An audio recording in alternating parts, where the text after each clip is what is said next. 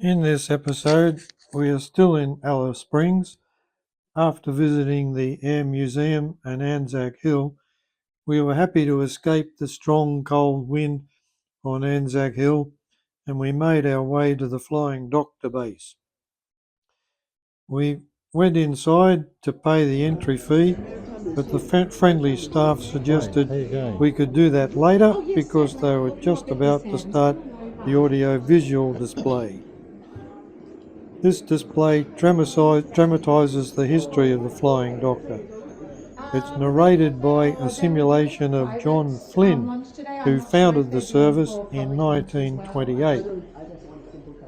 After the video presentation, we used the VR headsets to view current footage of the Flying Doctors on a mission, and then made our way to the mock-up of a plane which is a Pilatus PC-12.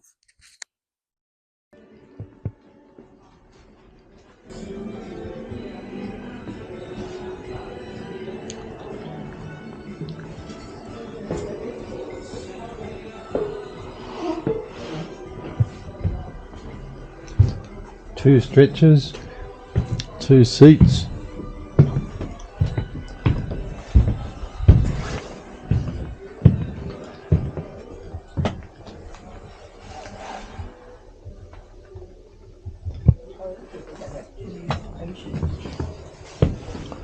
You can have two patients and 3 seats.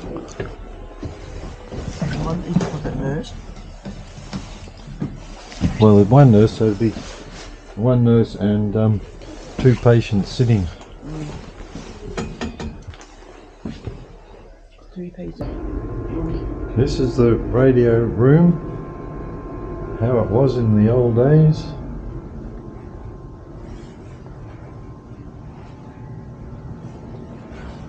So the original base station.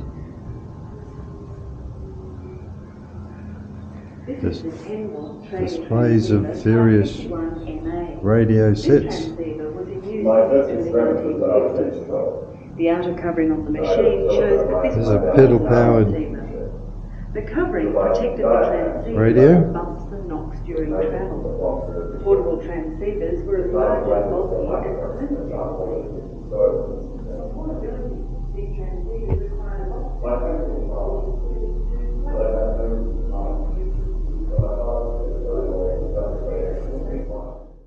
It was starting to get late in the day and we missed lunch, so we decided to go and find a motel for the night. Now this is our room at the Diplomat Motel. I was concerned about security for the camping gear on the roof, and the guy at reception said, "Don't worry about that, we haven't had a break-in for 2 months." So they lock up the whole place at 11 o'clock. This is the Diplomat Hotel, and it's got the tavern next door, and they lock up these gates at night. We parked across the road.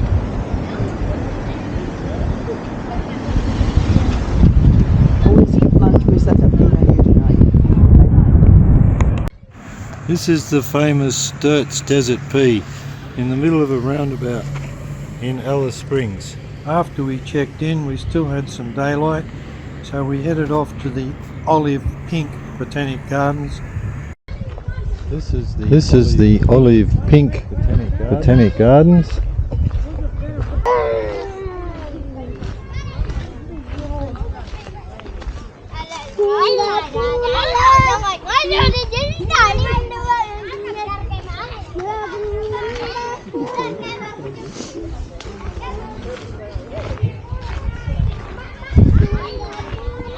This is called Waddle Walk.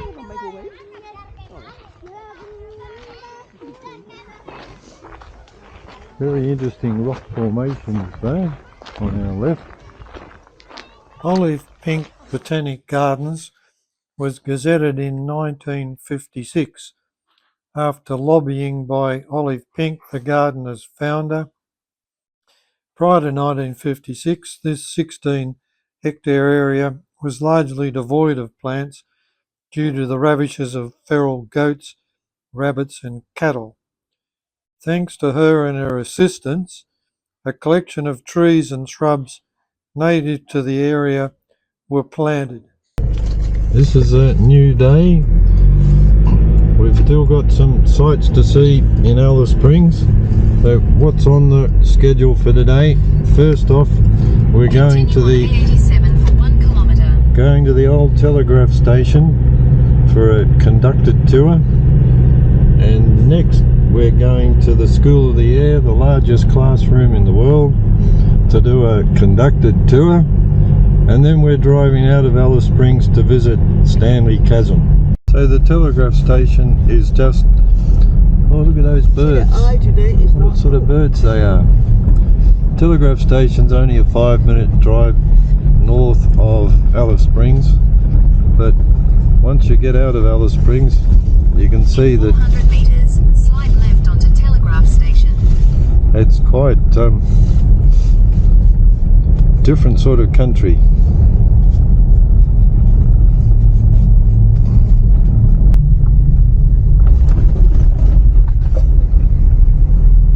Looks like this is the parking down here.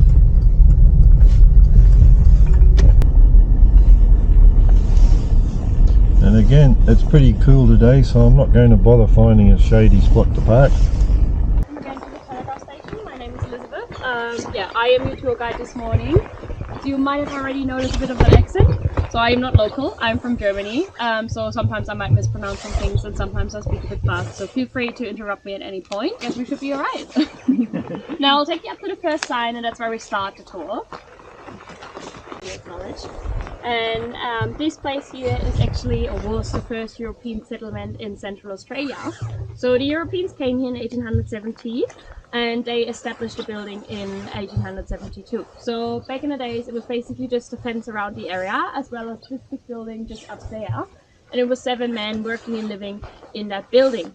Now, reason why they chose the area, when they actually crossed Central Australia, they had some surveyors coming with them, and they found out that this specific area up here is supposed to be safe from flooding. So, if there's ever rainfall to be happening here in Central Australia, this area is supposed to never flood.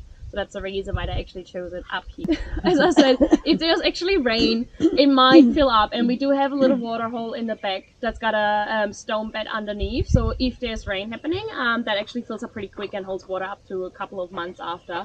So that was probably pretty convenient as well. So if we turn around and have a look at the stockyards, that's actually the position where stockyards used to be back in the days. And what they mainly had in the stockyards was cattle, goats and camels. Now, goats for the milk, cattle for the meat, and camels were actually your main transportation. So, back in the days, there was no train going from Adelaide to Alice Springs until 1929, and that was actually the GAN running for the first time in that year. So before that, they had a railway going from Adelaide to Oodnadatta. Each of these camels, they were sometimes loaded up with nearly 250 kgs. So, kgs. So, that was a lot of camel. Yeah, each camel. Wow. They were carrying nearly 250. There was lots of stuff coming with the train. And they had huge cellars up here, so flour, sugar, paper, ink, all the stuff you needed for most good machines as well. That was all delivered by a camel. Just camel herd on Earth in Australia. And they're trying to reduce the numbers because they're considered a pest nowadays. So they destroyed the natural flora and fauna here.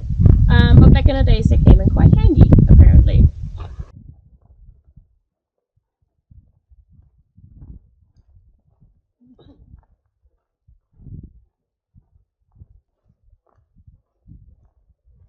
The only good thing about the pole is no flies. So just in the back there, that's one of the original poles. So as you can see, the original poles were actually made out of wood first, and whoever probably came up with that idea was fired after. Because wood in Central Australia is not the best idea. We've got termites, bushfires, floodings. These poles, they needed to be renewed every couple of months, weeks, sometimes maybe even days.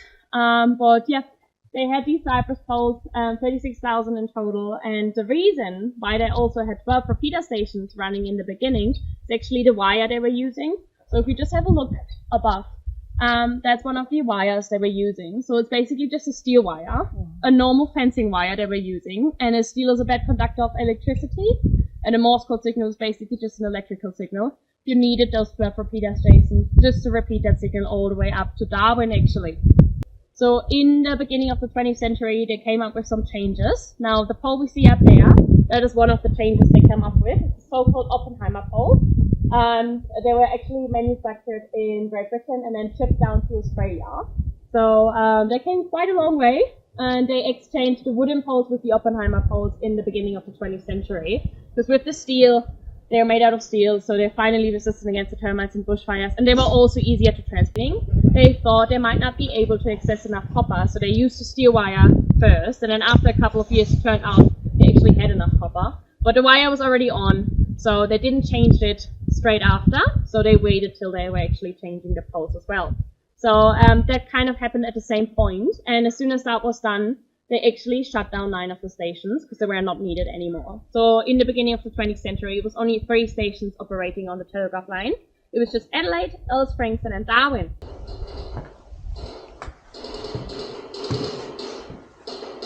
It's a bit dark in here.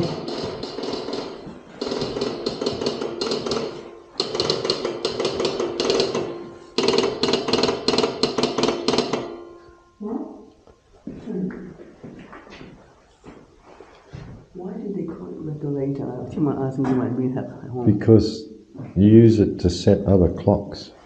It regulates. It's accurate enough to set other clocks. Okay. So the one, the big one, we have is like that. Yeah. This is the blacksmith's forge. Again, a bit dark. Big bellows. Looks like it would still work.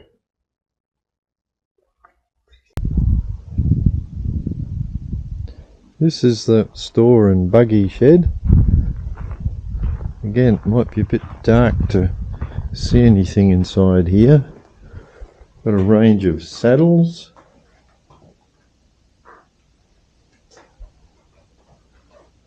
Oh, this is a saddle for donkeys, I would think. And there's a camel. I mean camels. Camel saddles. And then next door we've got some wagons.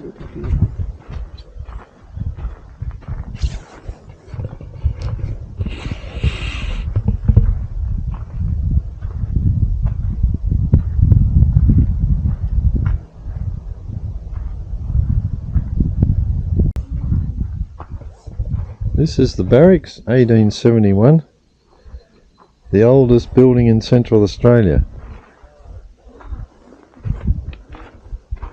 Nice sunny courtyard for the winter, in the sun, out of the wind.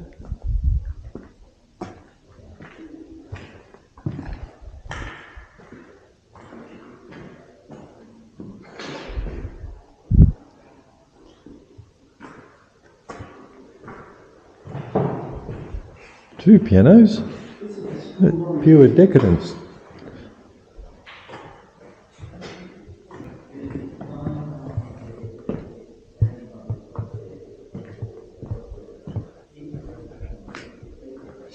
Has your mother still got a mangle?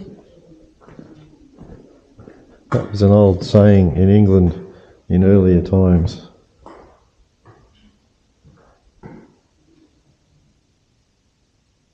Coolgardie cooler, forerunner of the fridge.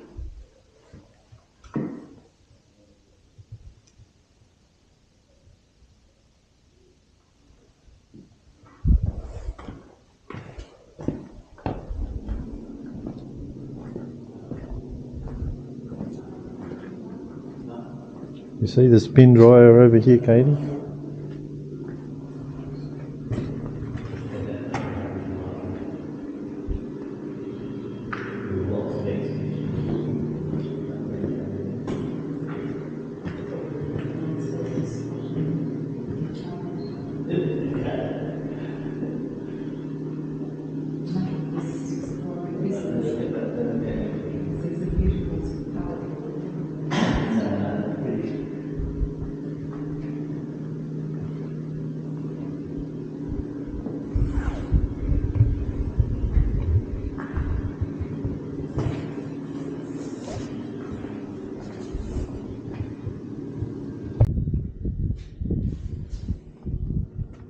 cosy little bedroom. This is what you call part of the, not part of the room, the ladies' The sitting room. or the plate room. This is the Todd River. For most of its life it's completely dry, but this depression in the riverbank is where Alice Springs got its name. Even though this is not a spring, it's just a depression that holds water with the granite rock underneath. And at times this gets deep enough to swim in here. Looks cold though. So now we're at the Alice Springs School of the Air Visitors Centre. They told us earlier that they've got a big group of children here from Adelaide, and we're booked in for the 12 o'clock presentation.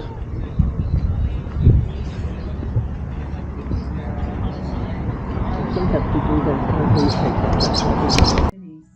National parks The presentation at the School of the Air and remote health started with a sites. video Some presentation students are travelling that Australia gave some of the history of the school, The School of the Air provides which was then students with followed first-class by education without separating them one of the from their staff families giving a in the outback. presentation. Children can enroll Unfortunately, in the year they turn 4. when we were visiting, it was school holidays, so we weren't actually able to see any of the teaching going on live. This is how we began. So this is this lady, Adelaide Metke from South Australia. So Adelaide was a school teacher firstly, then she became an inspector.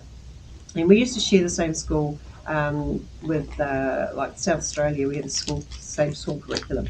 So she used to travel between South Australia and the Northern Territory. But she also made a point of going out to where the isolated students were living and realised that those guys were doing really tough. Adelaide was a person who was passionate about education, and she really cared about people in isolated places. Now, you had seen this guy before. So that's the Reverend John Flynn. Yeah. So he was pretty amazing in his own right. And Adelaide was on the board of the Flying Doctors. So she had access to what they were doing at the Flying Doctors, and she also knew Alfred Traeger, who invented the pedal radio. So this lady was visiting there one day, and apparently in the visit she noticed that they had a social chit-chat rush running in the background. She thought, well, the radios normally used, the pedal radios normally used for calling for medical assistance, but it was more than that. And so people who were isolated were using this chat session, we call it chat session, and it was called the Galah session. So the chit-chat was going on. She thought, well, if they could do that, that means that we can extend that to children as well. And so that's how our school started using the pedal radio in 1951. So there were plenty of people involved in the process, but that was the thing that nailed it. School of the Air is now conducted all by satellite, Starlink, but here's some of the old radio equipment. And then over here we've got some artwork that's been produced by students. This is all metalwork, obviously. And over this side,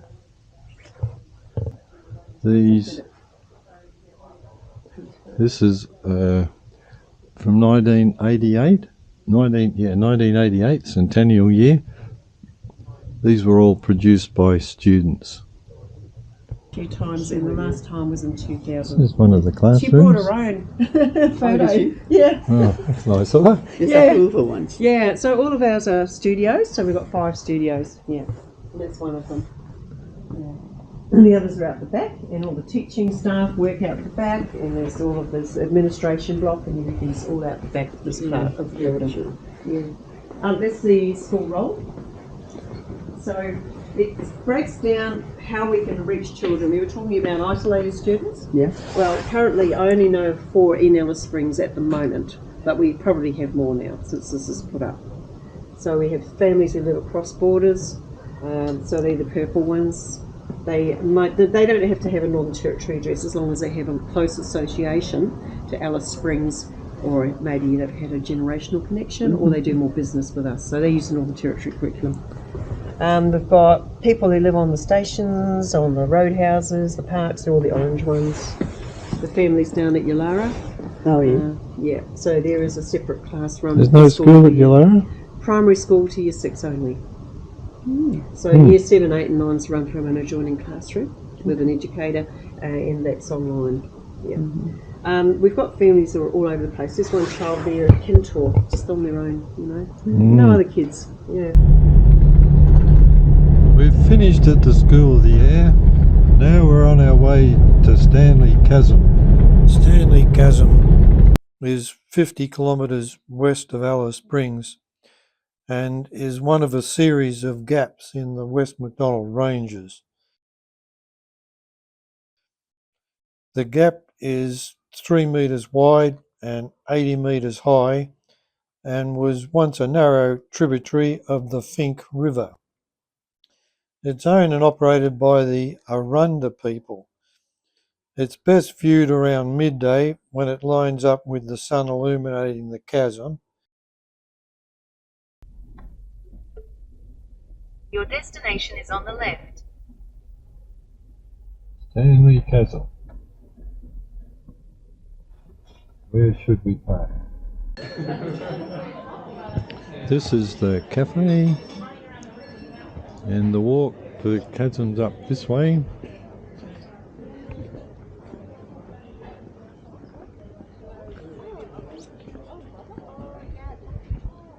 Oh, that's this code is to open the gate.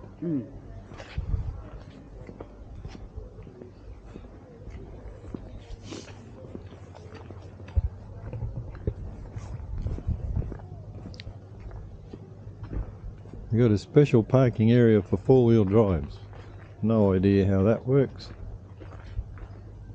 Well, we could just look at the picture and then go home.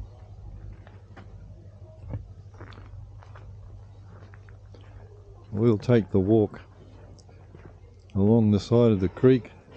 Tiny bit of water in it.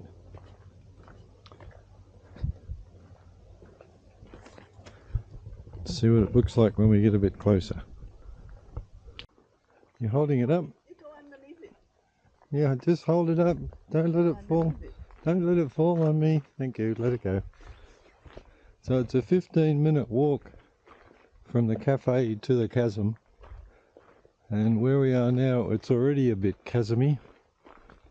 I know some people have trouble with chasm. I don't know if it's chasm or... But I think I can be fairly certain that the pronunciation is chasm.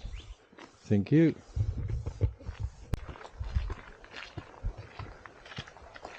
The cliffs aren't very high. The cliffs aren't very high, but they are quite steep and spectacular. I wonder if they're soft soil or hard rock. Well, Not that soft. I think it must be fairly soft, and it's obviously pretty crumbly. It's not solid rock, it looks all fractured, doesn't it?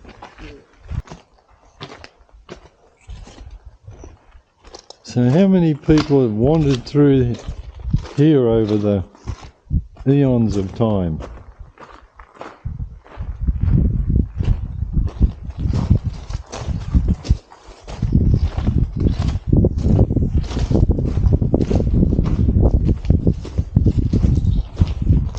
And at the end, where we were rewarded, with a lovely little pool. Unless you got your gum boots, this is certainly the spot where you can't go any further.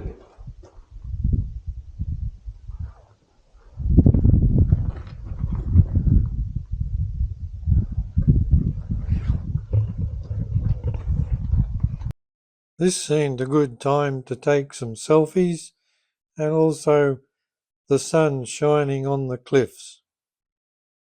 This is Simpson's Gap, which is a short distance from the chasm, and it's a another one of the quite a few geological features in the McDonald Ranges. No one knows who Simpson was. There was a property called Simpson's Gap, but there's no record of who Simpson actually was. Better pick up my coffee. 5 to 8 p.m. 5 a.m. You can park here from 5 a.m. till 8 p.m. The walk is 5-6 hours to 3 walks. 4 hours, 6 hours, 8 hours. There's a whole range of walks that you can do from here. Don't know that we'll be doing any walks.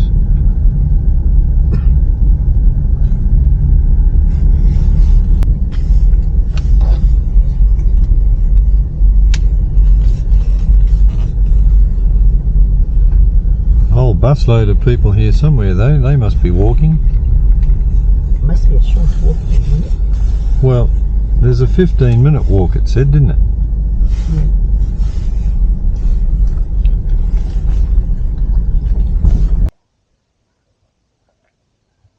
Looks like a group of people. I suspect they're off the Ghan. They've done a side trip off the Ghan railway from Adelaide to Darwin. We ran into a group at the Flying Doctor and also at the Chasm. They're all wandering back to their bus, back to have dinner on the train. Oh, there's a group walking down the riverbed. Here's a nice little water hole. For some reason you're not allowed to swim. It's certainly not the sort of weather I'd wanting to be swimming, but nice place to cool off in the hot summer days. Not that it appears to be that deep. In some ways this is more spectacular than to Stanley Chasm. But to quote from the castle, how's the serenity?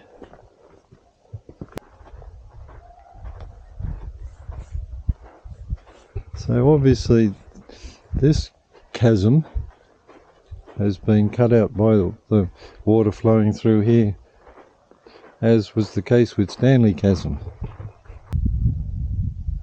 I don't know whether this would be a rock climber's dream with all these overhangs, sheer cliffs, crumbly rock ready to cast you to your death. But again, our way has been blocked by some water. I can imagine this would have been an ideal place for our indigenous cousins to live in the old days, assuming there's water here all the time and there's some protection in these rock caves.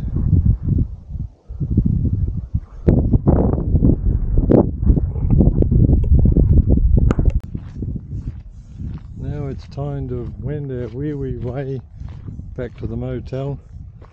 Nothing much open after 3 o'clock. Here we are having dinner at the motel bistro. This is the end of this episode.